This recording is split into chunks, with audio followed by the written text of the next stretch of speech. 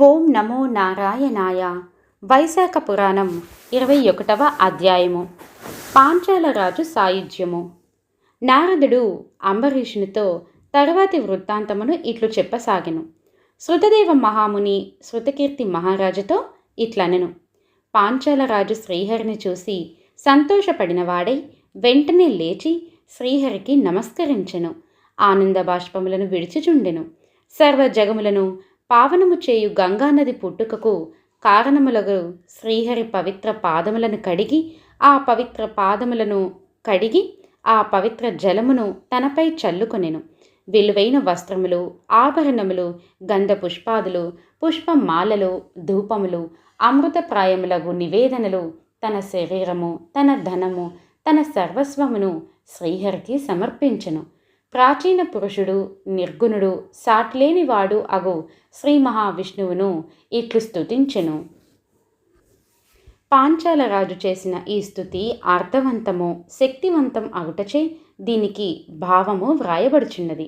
మనమందరమును పాంచాల రాజు వలె పూర్వకర్మను అనుసరించి ఉన్నదానిని పోగొట్టుకొని గురువు పెద్దల వలన తరుణోపాయము తెలిసి పాటించిన పాంచాలరాజు ఆ రాజు వలనే కష్టములను దాటి సర్వసుఖములను పొంది పాంచాల రాజు వలె భగవంతుని దర్శనమును పొందగోరువారమే కదా.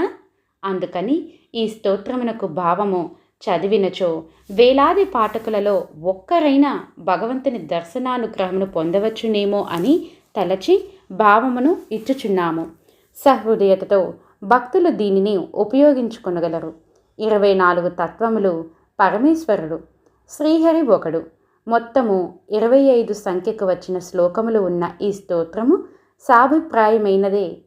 స్వామి, నీవు దేని యందును ఆసక్తుడవు కావు, ఏదియు అంటని వాడవు, సృష్టికర్తలకు అధిపతివి, పరాత్పరుడవు.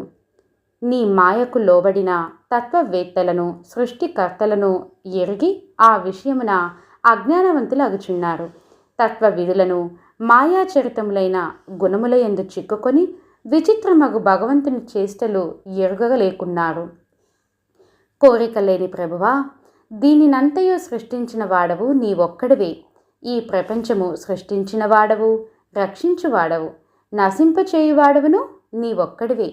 స్వామి, నీవు కోరికలన్నీయూ తీరిన వాడవు.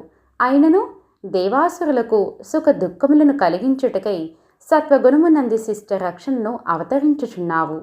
తమో గుణమున దుష్టులను శిక్షింతువు, రజోగుణమున రాక్షసులను నిగ్రహించుచున్నావు.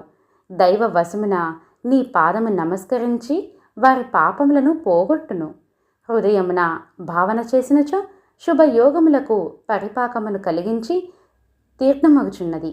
స్వామి, గర్వము, భక్తి వీనికి లోబడిన జీవులు నీ పదములను సేవించినను సంసారము, పుట్టుక అను కాల సర్పము బంధనమునకు లోబడి పునర్జన్మాది దుఃఖములచే పీడింపబడుచున్నారు.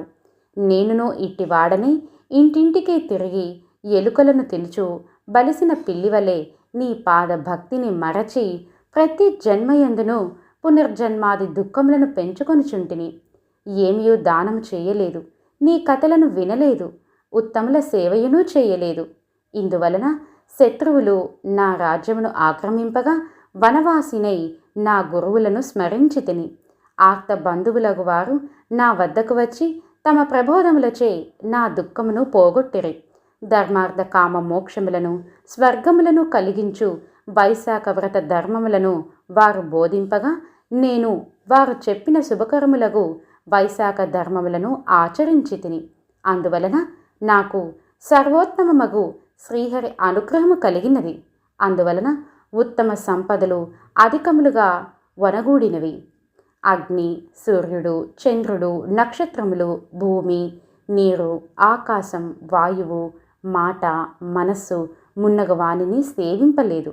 నేను వైశాఖ వ్రతమున శ్రీహరిని మాత్రమే ధ్యానించి తిని సూర్యాదులను ఉపాసింపలేదు. అవి అన్నియు స్థిరములు కావు.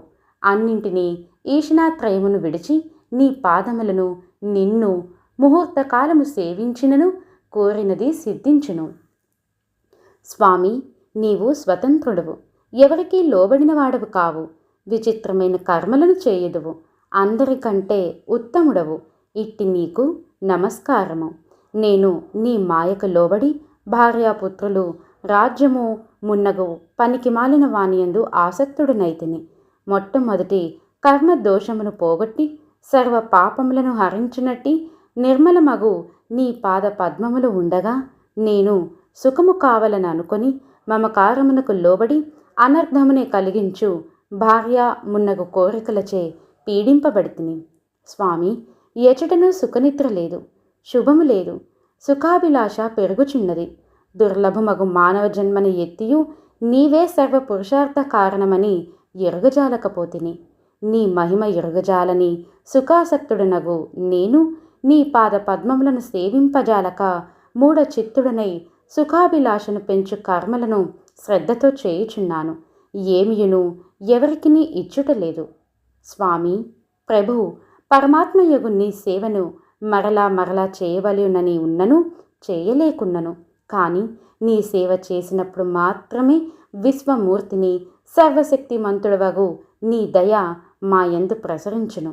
సత్పురుషుల సందర్శన భాగ్యము కలిగినచో సాగర భయంకరమైన సంసారము గోవు పాదమంత చిన్నది అగును. అంతేకాదు, దైవమగు నీ యందు భక్తిభావము కలుగును. ప్రభు, నీ రాజ్యమంతయు పోవుట మంచిదే అని అనుకొనుచున్నాను. బ్రహ్మాది దేవతలు నిరీహులగు మునులు పొందగలిగిన నీ అనుగ్రహమును పొందు అవకాశము కలిగినది. స్వామి, అచ్యుత, నీ పాద పద్మమునే విడువక స్మరింతును. నీ పాదములు దీనులను ప్రార్థింపదగినవి, అనంత భాగ్యము ఇచ్చునవి. కావున నీ పాద పద్మములను తప్ప మరొక దానిని స్మరింపను. కావున రాజ్యము, పుత్రులు మున్నగ వానిని, ధనమును, అశాశ్వతమగు దేహమును కోరెను. మునులంతటి వారును కోరదగిన నీ పాదములను సేవనే కోరుదును. జగన్నాథ, ప్రసన్నుడు వగము. నీ పాద పద్మస్మృతి నన్ను విడవకుండా చూడుము. నీ పాదముల యందు ఆసక్తియు భార్యాపుత్రాదుల యందు అనాసక్తియు కలుగచేయుము. ప్రభు, నా మనస్సు శ్రీకృష్ణ పాదార విందముల యందు ఉండుగాక. నా మాటలు శ్రీకృష్ణ కథాను వర్ణనమున ప్రవర్తించుగాక. నా ఈ నేత్రములు నిన్ను నీ రూపమును చూచుగాక. నా ఈ చెవులు నీ కథలను మాత్రమే వినుగాక. నా నాలుక నీ ప్రసాదమునే తినుగాక. నా ముక్కు నీ పాదపద్మ గంధమునే వాసన చూచుగాక. నీ భక్తులకు పూసిన గంధమునే వాసన చూచుగాక. స్వామి, నా హస్తములు నీ మందిరమును ఊడ్చుట మొదలగు పనులను చేయుగాక. నా పాదములు నీ క్షేత్రములున్న చోటకు, నీ కథలు చెప్పు చోటకు మాత్రమే వెళ్ళుగాక. నా శిరమున నీకై నమస్కారము నిమగ్నమగుగాక. నీ కథలను వెనుటయందే నాకు కామము, కోరికలు కలుగుగాక. నా బుద్ధి నీ చింతనమునందు ఆసక్తమగుగాక. నీ కథలను తలుచుకొనుటతో దినములు నాకు గడుచుగాక. నీ ఇంటికి వచ్చిన సజ్జనులచే నీ స్మరణను వినుటచే గడుచుగాక. నీ ప్రసంగము లేని క్షణమైనను గడవకుండుగాక. ప్రభు, బ్రహ్మ పదవి అక్కర్లేదు, చక్రవర్తిత్వము కలదు, మోక్షమును కోరును. నీ పాద సేవను మాత్రమే కోరుదును. నీ పాద సేవను లక్ష్మీదేవి, బ్రహ్మ మున్నగువారు కోరుదురు. కానీ వారికి నీ పాదసేవ సులభము కాదు. వారికి దుర్లభమైన నీ పాదసేవను మాత్రము కోరుదును, అనుగ్రహింపుము. ఇట్లు పాంచాల రాజుచే స్తుతింపబడిన శ్రీమన్నారాయణుడు వచ్చిన పద్మముల వలనున్న కన్నులతో ప్రసన్నుడై వానిని చూచుచూ మేఘ గంభీర స్వరముతో ఇట్లనెను. నాయనా, నీవు నా భక్తుడవని, కోరికలు కల్మషము లేని వాడవని నేనెరుగుదును. అందుచే దేవతలకును పొందరాని వరమును నీకిత్తును. 10,000 సంవత్సరముల దీర్ఘాయువును పొందుము, సర్వ సంపదలను పొందుము. నీకు నా యందు నిశ్చలమైన భక్తి ఉండును, తుదకు ముక్తిని పొందుదువు. నీవు చేసిన ఈ స్తుతితో నన్ను స్తోత్రము చేసిన వారికి సంతుష్టుడనై భుక్తిని, ముక్తిని ఇత్తును. సందేహం లేదు, నేను నీకు ప్రసన్నుడనై ప్రత్యక్షమైన దినము అక్షయ తృతీయ తిథి. ఆ నామముతో సార్థకమైన నామమై నన్ను స్తుతించిన నా భక్తులకు అక్షయములగు భుక్తి, ముక్తుల అక్షయముగా ఇత్తును. భక్తిపూర్వకముగా అలా కాకుండాను బలవంతము వలననో మొహమాటం వలననో ఏదో ఒక కారణమున వైశాఖ స్నానాధికమును చేసిన వారికి భుక్తిని, ముక్తిని ఇత్తును. ఈ అక్షయ తృతీయ యందు పితృదేవతలకు శ్రాద్ధమును నిర్వహించినచో వారికి వంశవృద్ధి అనంత పుణ్యము ఇద్దును. ఈ అక్షయ తృతీయ తిథి మిక్కిలి ఉత్తమమైనది. దీనికి సాటి అయిన తిథి లేదు. ఈనాడు చేసిన సత్కార్యము, పూజ, దానము అల్పములైనను అక్షయ ఫలములను ఇచ్చును. కుటుంబము కల బ్రాహ్మణునకు గోదానమిచ్చినచో వానికి సర్వ సంపదలను వర్షించి ముక్తిని ఇద్దును. సమస్త పాపములను పోగొట్టు వృషభ దానమును చేసిన వానికి అకాల మృత్యుకు రాదు. కాల మృత్యువును కూడా పోగొట్టి దీర్ఘాయుర్దయమును ఇత్తును. వైశాఖ వ్రతమున దాన ధర్మములను యథాశక్తిగా చేసిన వారికి జన్మ జర మృత్యు వ్యాధి భయములను సర్వ పాపములను పోగొట్టుదును.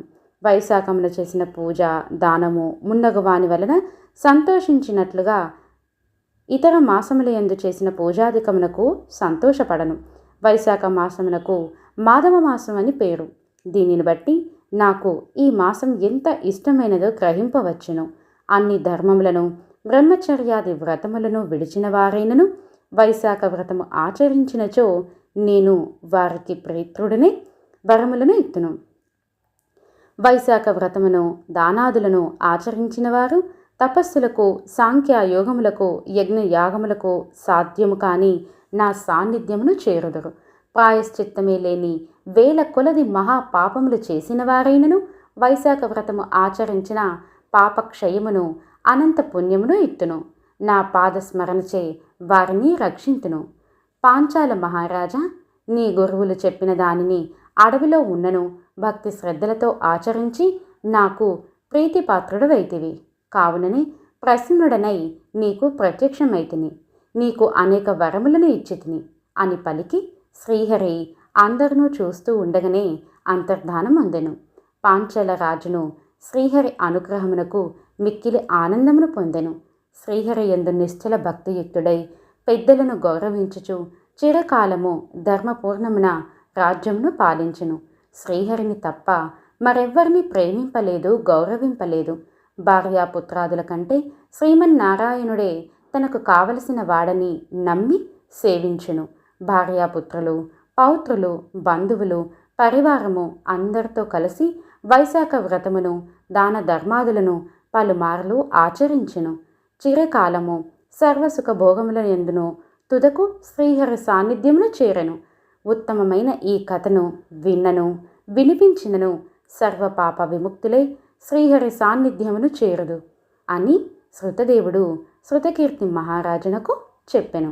ఈ విధముగా నారదుడు అంబరీషునకు వైశాఖ మహిమను వివరించుచూ చెప్పెను. ఇది వైశాఖ పురాణం 21వ అధ్యాయం సంపూర్ణం.